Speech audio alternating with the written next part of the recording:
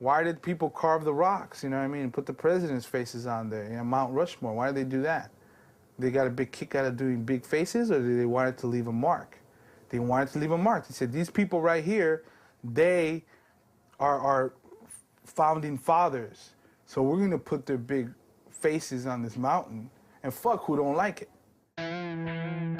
So the fucker got up there and started chiseling out his fucking nose and the eyes and all that shit. Who gave him permission to mark that shit up? You know what I mean? Maybe the Indians had a problem with him putting that fool's face on the mountain. How come he didn't get arrested? It ain't no different, man. That ain't your fucking mountain that you inscribed that name on. It's not really like an addiction, but more like a sickness. You cannot control yourself once you start, if you really understand what you're doing. The minute you get that first tag, you feel like I could have done that better, and you gotta keep moving. The repetitiveness of it gets really addicting. Every time you do it, you're like one step closer to your goal, whatever that may be. Graffiti is about being loved, hated, whatever, just being recognized. The egos, the beef, the jealousy, the law, the sicknesses, the injuries, the hatred, the violence. That's graffiti. I believe there are a lot of misconceptions about graffiti. I think it's nonsense to say that graffiti is black, or say that hip-hop in itself motivates or pushes graffiti. It is not one type of person that writes graffiti. It spans. It ain't even about my face. It's just about a name. It's somebody's alter ego, and it's telling its own story. Graffiti is just what it is, man. It's just writing on walls. They said, don't take the apple off the tree, and now we are with graffiti up on the wall. So people got to do stuff they're told not to do. I write graffiti, and you got to deal with it.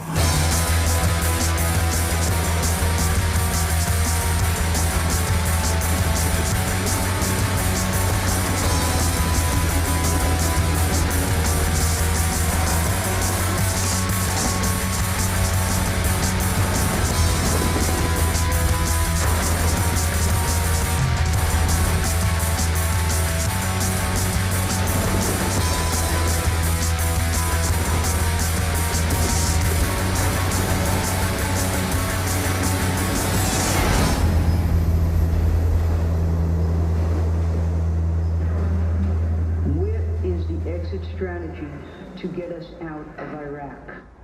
That was question number one. Number two is a very simple question.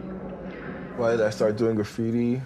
I was always like that kid to try to get everybody's attention in class. At home, I don't know, I guess I was just like scared, you know, like I wasn't allowed to be free in my speaking or my behavior or anything, you know, so I like played the flute, but then my father like made me stop doing that as like a form of punishment for me getting in trouble for something. It's the only thing I liked, and he just took it away, and like, you know, that's exactly what graffiti was. It was like that one thing that I could like, you know, jump onto and then slide down out of the window of my life. I saw somebody doing it on a piece of paper, and I was like, wow, that's dope. And then I couldn't do it, and it was like, damn. I started noticing it everywhere, and I was like, fuck. It was just so sexy, and I was a horny teenager, you know? Hit those streets. It was bad, really bad, you know? I mean, of course I stole, but like, wow, riding on shit? So many things could go wrong. You could really get in trouble. It was just crazy. Tagging is like the most buttery essence of fucking graffiti. You know, like, no matter where you catch a tag, especially in New York, somebody's gonna see it. Some kids I know like come through and they say like, yo, ear snot, that's you? I saw that shit down by the banks. I was like, ear snot, what's that? And I was like, it's the first time I've ever heard that. That's kind of, it's kind of cool. I mean, I like this feeling. What is this? This is, you know, and then it's like, I used to write ear snot really legibly because I really wanted everybody to see that shit. I didn't want ear snot just to be for graffiti writers. I wanted it to be for everyone. Like the tag is like, you know, your signature, your John Hancock. Fill-ins, okay. Pieces, and mural, ugh. Get a graffiti coloring book or something. You know what I'm saying? But tagging is where it's at. Oh, tagging is the best. Write little messages. You know, you can like see where somebody was from that day just from seeing like all their tags with that one red mean streak. And then you meet up with them later, they're like, yo, you were in fucking Elmhurst, weren't you? Yeah, I'm loving it. That shit is just like timeless. You can do it in daytime, Midtown, easy. Just fucking catch mad tags, like mad big. People in suits like, I didn't see that. I like it, especially when I can see the cop, and I'm like, catching my tag, and then and done. Circle, underline, star. You know, I can see where you are, so I know that I'm not getting caught, you know what I'm saying? This is the nature of me and most graffiti writers. You don't want anybody telling you what to do. You want to fucking break the law. You want to take that chance of getting caught, and you love it, and you love fucking with them and being like, well, you know, I'm going to do it again and again and again, and there's nothing you can fucking do. I'm going to be fucking bad. You can make laws, it doesn't mean, like, you know, everybody's going to follow them.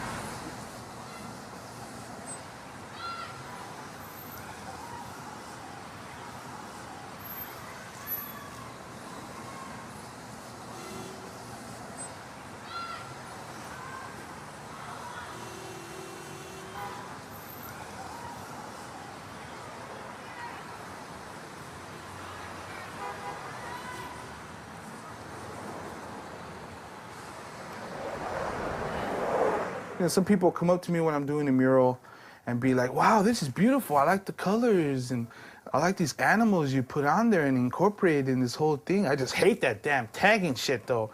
And I tell them, it's the same thing. I mean, it starts with a little tag, and from the little tag it gets a little throw up, and the little throw up gets a little burn, and a little burn it throws into a piece, and the piece turns into a mural.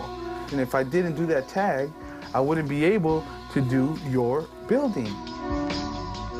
I never heard of Tumor till '92, and I hadn't been to downtown LA in a few months, and me and my boy Bus had got off the freeway just to check things out, see he was doing shit, and that guy had fucking destroyed it. Like, just all the way down Broadway, go down Los Angeles, you go down like all the main streets, and he had so many throw-ups. It was kind of like a joke. Later I met the guy, and he's one of the biggest humans I've ever met.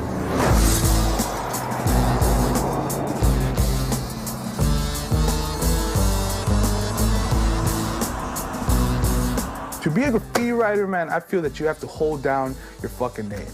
That's it. Not just write on the wall and be a fucking piecer or paint in your backyard and send it to a magazine. Like, to me, graffiti belonged illegally. That's where it is. You know, you go to the zoo and see a tiger, but he's domesticated in a way, you know? So graffiti don't belong on a canvas. It belongs in an alley or on a train, you know, somewhere where it could just go wild. This is my office. LA is the gallery. The streets of New York is the gallery. The streets of Chicago is the gallery. You can go to some places in LA where there's railroad tracks and crazy-ass walls. You're gonna see that art for free. You might pay for being in the wrong place.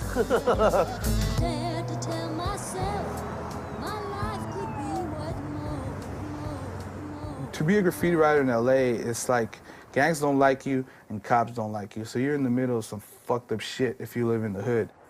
Everybody out here knows how it feels to put your hands on a hot cop hood that's been driving around all day long in the hot sun, and they make you put your hands on there. They know it's hot. My second felony for graffiti.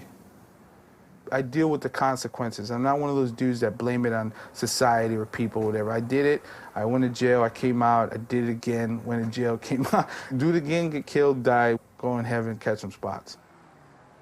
Here's me breaking a piñata. Here's me a little older breaking another piñata. Here's the aftermath of the piñata stuff. And this one's a piñata one. Just look at the violence. Old people are violent too. Here's a dead piñata getting jumped. Here's another piñata. Here's another piñata. That's where the violence came from.